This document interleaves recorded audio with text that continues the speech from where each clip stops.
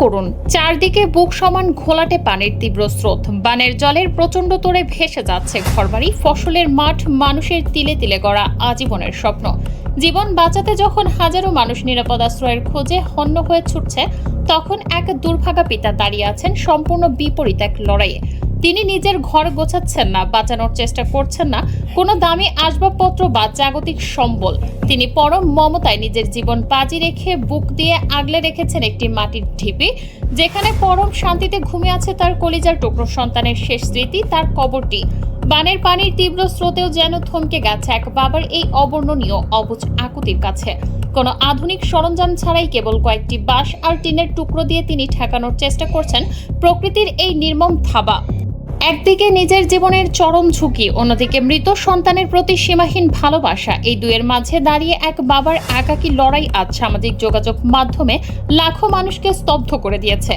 বন্যায় মানুষ নিজের ঘর বাঁচায়, শেষ সম্বলটুকু বাঁচানোর আকুতি জানায়, কিন্তু প্রকৃতির সব নিয়ম আর নিয়ম মমতাকে বৃদ্ধাঙ্গুলি দেখিয়ে এই বাবা বাঁচানোর চেষ্টা করছেন তার কলিজার টুকরো সন্তানের শেষ চিহ্নটি।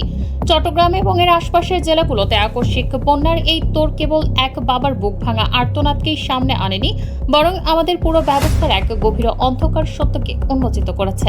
এই দৃশ্য প্রমাণ করে এই বন্যা কোনো সাধারণ প্রাকৃতিক দুর্যোগ নয়, বরং এটি মানুষের অস্তিত্বের মূল উপড়ে ফেলা এক চরম মানবিক ট্র্যাজেডি।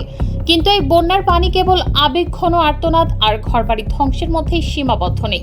এর বুক চিরে বেরিয়ে এসেছে এমন এক গা শিউরে ওঠা নতুন আতঙ্ক, যা দুর্গত এলাকার মানুষের জীবনকে এক জীবন্ত নরকে পরিণত করেছে। পানি যত বাড়ছে, মানুষের মনে তত তীব্র হচ্ছে এক অদৃশ্য ও ভয়ঙ্কর মৃত্যুর ভয়। উপদ্রুত এলাকার মানুষ এখন শুধু আশ্রয়ের অভাব বা বিশুদ্ধ পানির সংকটে ভুগছেন না, তাদের লড়াই করতে হচ্ছে পানির সঙ্গে ভেসে আসা শত শত বিষধর সাপের বিরুদ্ধে।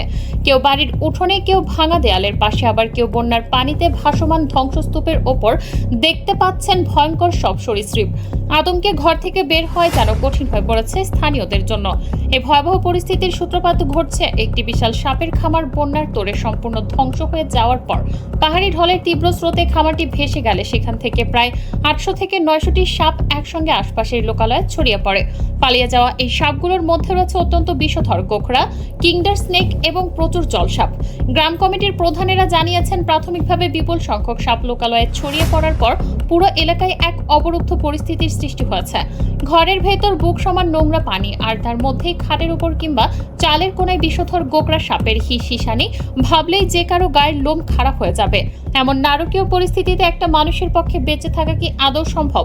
ইতিমধ্যেই বেশ কয়েকজন বাসিন্দা বিষাক্ত সাপের কামড়ে গুরুতর অসুস্থ হয়ে পড়েছেন, কিন্তু চারদিকের রাস্তাঘাট ও যোগাযোগ ব্যবস্থা সম্পূর্ণ বিচ্ছিন্ন থাকায় এই সাপে কাটা রোগীদের দ্রুত কোনো হাসপাতালে নেওয়ার সুযোগ পর্যন্ত অবশিষ্ট নেই। প্রশাসন থেকে স্থানীয়দের ঘরে অবস্থান করে সতর্ক থাকার নির্দেশ দেওয়া হয়েছে এবং বলা হয়েছে কোনো বাসিন্দা যেন নিজ উদ্যোগে সাপ ধরার চেষ্টা না করেন। কিন্তু প্রশ্ন হলো, বুক সমান পানির মধ্যে ঘরে কিভাবে নিরাপদ থাকা সম্ভব? এই যে বাণিজ্যিক স্বার্থে লোকালয়ের কাছাকাছি সাপের খামার গড়ে তোলা হলো এবং দুর্যোগের সময় তার সুরক্ষায় চরম ব্যর্থতা দেখা গেল, এই প্রাণঘাতী অবহেলার দায় আসলে কার? যদি আপনি ভাবেন যে এই সাপের আতঙ্কই শেষ, তবে আবহাওয়া দপ্তরের সর্বশেষ পরিসংখ্যান আপনাকে আরো বড় এক মহাবিপর্যয়ের মুখোমুখি দাঁড় করিয়ে দেবে। উপদ্রুত এলাকার মানুষ যখন সাপ আর পানির সাথে লড়াই করছে, ঠিক তখনই জানা যাচ্ছে যে আসল বিপর্যয় এখনো আসাই বাকি। টানা ভারী বৃষ্টি ও পাহাড়ি ঢলের ফলে দেশের বন্যা পরিস্থিতি ক্রমশই নাজুক থেকে নাজুকতর হচ্ছে। এখন পর্যন্ত 7টি জেলায় বন্যা সংশ্লিষ্ট দুর্ঘটনায় 51 জনের মৃত্যুর খবর নিশ্চিত হয়ে গেছে। কিন্তু আতঙ্ক আরো তীব্র করে পানি উন্নয়ন বোর্ডের বন্যা পূর্বাভাস ও সতর্কীকরণ কেন্দ্র জানিয়েছে, আগামী 24 ঘন্টার মধ্যে নতুন করে আরো 15টি জেলা প্লাবিত হতে পারে। অর্থাৎ দেশের 1/3 ভূখণ্ড সরাসরি পানির নিচে চলে যাওয়ার মুখে দাঁড়িয়েছে। এমনকি রাজধানী ঢাকাও এই অভূতপূর্ব বিপর্যয় থেকে বাদ পড়েনি।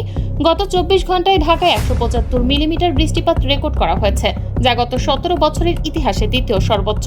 এর আগে 2009 সালে একদিনে সর্বোচ্চ 333 মিলিমিটার বৃষ্টিপাত রেকর্ড করা হয়েছিল। আবহাওয়া দপ্তরের আগামী 120 ঘন্টার পূর্বাভাস অনুযায়ী বাংলাদেশের ওপর মৌসুমী বায়ু এতটাই সক্রিয় যে আগামী 5 দিন দেশের বিভিন্ন অঞ্চলে মাঝারি ধরনের ভারী থেকে অতি ভারী বর্ষণের প্রবল আশঙ্কা রয়েছে। বিশেষ করে রংপুর, রাজশাহী, ময়মনসিংহ, ঢাকা, চট্টগ্রাম ও সিলেট বিভাগের কোথাও কোথাও এই বৃষ্টিপাত অব্যাহত থাকবে। বর্তমানে 3টি প্রধান নদীর পানি 4টি পয়েন্টে বিপদসীমার উপর দিয়ে প্রবাহিত হচ্ছে। দক্ষিণ পূর্বাঞ্চলের পানি সাময়িকভাবে কিছুটা কমলেও উত্তর পূর্বাঞ্চলে নতুন করে যে বন্যা পরিস্থিতি তৈরি হচ্ছে তা পুরো দেশকে এক অভূতপূর্ব মানবিক সংকটের দিকে ঠেলে দিচ্ছে।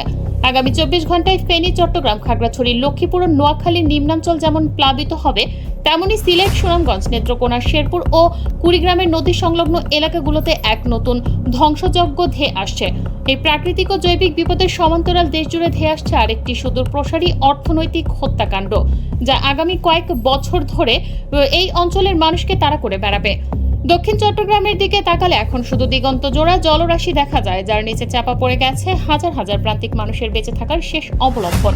জেলার মৎস্য অফিস ও কৃষি সম্প্রসারণ কার্যালয়ের প্রাথমিক হিসাব বলছে 153টি ইউনিয়নের প্রায় 10,000 পুকুর, দিঘি এবং 320টি চিংড়ি ঘের বন্যার পানিতে ভেসে গেছে।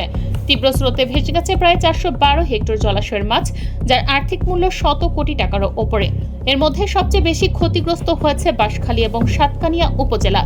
সব হারিয়ে নিঃস্ব হয়ে গেছেন খেটে খাওয়া হাজারো মৎস্য চাষী। শুধু মাছ চাষিরাই নন, নিঃস্ব হওয়ার পথে কৃষকেরাও। বন্যায় ইতিমধ্যে 8,700 হেক্টর আউশ ধান, 621 হেক্টর আমনের বীজতলা এবং 4,907 হেক্টর গ্রীষ্মকালীন সবজির আবাদ সম্পূর্ণ পানির নিচে পড়ে নষ্ট হয়ে গেছে। কৃষি জমির প্রায় 60% এবং বীজতলার 55% এই মুহূর্তে পানির নিচে তলিয়ে আছে। যে কৃষক কদিন আগেও নতুন ফসলের স্বপ্নে বিভোর ছিলেন, তিনি আজ এক মুঠো ত্রাণের জন্য লাইনে দাঁড়িয়ে চোখের জল ফেলছেন। এই বিপুল পরিমাণ বীজতলা নষ্ট হওয়ার সরাসরি অর্থ হলো আগামী মৌসুমে ধান চাষ মারাত্মকভাবে ব্যাহত হবে, যার ফলে বাজারে চাল, মাছ এবং সবজির দাম সাধারণ মানুষের নাগালের বাইরে চলে যাবে। এই কৃষককেই উপজীব্য করে যাদের জীবিকা, তাদের ঘুরে দাঁড়ানো এখন সবচেয়ে বড় চ্যালেঞ্জ। এই চরম ও অভূতপূর্ব সংকটের মুখে মাঠ পর্যায়ে উদ্ধার কাজ এবং ত্রাণ তৎপরতায় নেমেছে বাংলাদেশ সেনাবাহিনী। দুর্গত এলাকাগুলোতে পানিবন্দী মানুষকে উদ্ধার করতে এবং তাদের কাছে জরুরি খাদ্য সামগ্রী পৌঁছাতে সেনা সদস্যরা দিনরাত কাজ করছেন।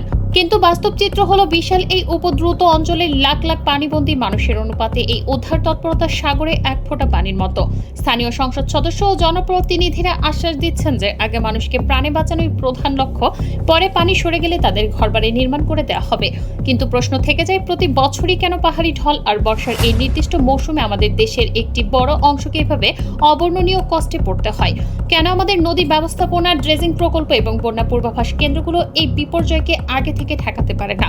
প্রতি বছর কোটি কোটি টাকা নদী খনন আর বাঁধ নির্মাণের নামে খরচ হলেও সামান্য পাহাড়ি ঢল আসলেই কেন তাসের ঘরের মতো ভেঙে পড়ে আমাদের সব সুরক্ষা প্রাচীর? এর পেছনে কি লুকিয়ে আছে কোনো গভীর প্রশাসনিক গাফিলতি, নাকি আমাদের দূরদর্শিতার চরম অভাব? পানি একসময় ঠিকই নেমে যাবে, কিন্তু যে বাবা নিজের সন্তানের কবর বাঁচাতে পানির স্রোতে বুক পেতে লড়াই করছিলেন, তার মনের ভেতরের ক্ষত কি কোনোদিন শুকাবে? এই ধ্বংসযজ্ঞের ফলে যে জাতীয় খাদ্য সংকট, ভয়াবহ মূল্যস্ফীতি এবং অর্থনৈতিক বিপর্যয় আমাদের গ্রাস করতে আসছে, তা মোকাবেলা করার মতো কোনো কার্যকরী দীর্ঘমেয়াদী পরিকল্পনা কি আদৌ আমাদের আছে, নাকি আরো বড় কোনো মানবিক বিপর্যয়ের মুখোমুখি দাঁড়িয়ে আমরা কেবল ক্ষয়ক্ষতির নতুন তালিকা তৈরি করতে থাকব? এই প্রশ্নের উত্তর খোঁজা আজ প্রতিটি নাগরিকের জন্য জরুরি হয়ে পড়েছে। এই মহাবিপর্যয় কি শুধুই প্রাকৃতিক নির্মমতা, নাকি আমাদেরই তৈরি এক চরম গাফিলতি? আপনার মূল্যবান মতামত নিচে কমেন্ট করে জানান।